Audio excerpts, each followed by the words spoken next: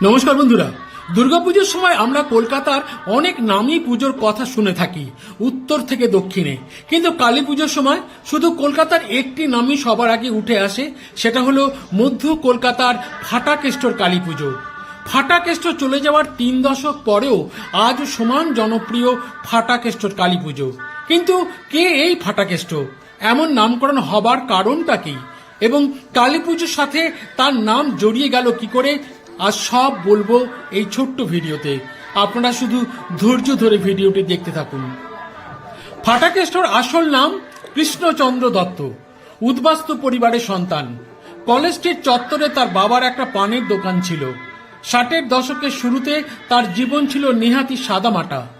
60-এর দশকের মাঝামাঝি সময়ে তার অন্ধকার জগতে প্রবেশ শুরু হয় তার নানান নেতিবাচক কর্মকাণ্ড।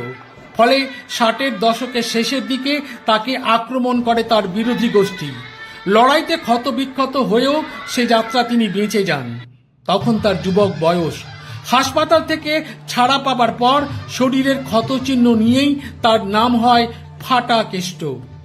শোনা যায় তিনি মনোহর আইচের কাছে শরীর চর্চা করতেন। ছোটখাটো চেহারা হলেও তার ছিল সুঠাম শরীর, বুকে ছিল প্রচন্ড সাহস। নানা অসামাজিক কাজকর্মে যুক্ত হলেও তিনি মহিলাদের সম্মান করতেন। কেউ যদি মহিলাদের অসম্মান করত, তাহলে তাকে তিনি নিজের হাতে শাস্তি দিতেন। অশান্ত রাজনৈতিক সময়ে তার অঞ্চলের মানুষেরা নিশ্চিন্তে ঘুমোতে পারতেন ফাটাকেষ্ট আছেন বলে। সাধারণ মানুষের ভরসা, নিজের অদম্য সাহস এবং রাজনৈতিক ছত্রছায়ায় তিনি জীবিত অবস্থাতেই হয়ে উঠেছিলেন এক কিংবদন্তি।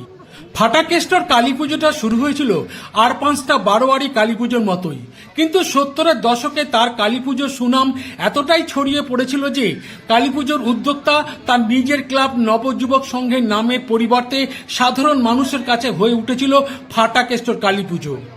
তার কালী পুজো এতটাই বিখ্যাত ছিল যে তার কালী পুজোতে এসেছিলেন অমিতাভ বচ্চন, রাজেশ খান্না, বিনোদ খান্না, আর.ডি. বর্মন, আশা ভোসলে প্রমুখ ব্যক্তিত্ব।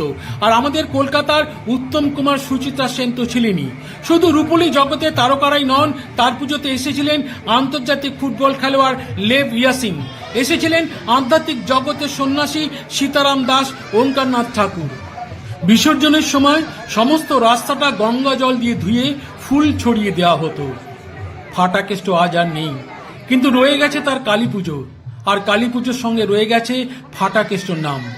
বন্ধুরা, ভিডিওটি প্রথম থেকে দেখার জন্য আপনাদের সকলকে জানাই আন্তরিক শুভেচ্ছা ও অভিনন্দন। সবাই খুব ভালো থাকবেন। ধন্যবাদ।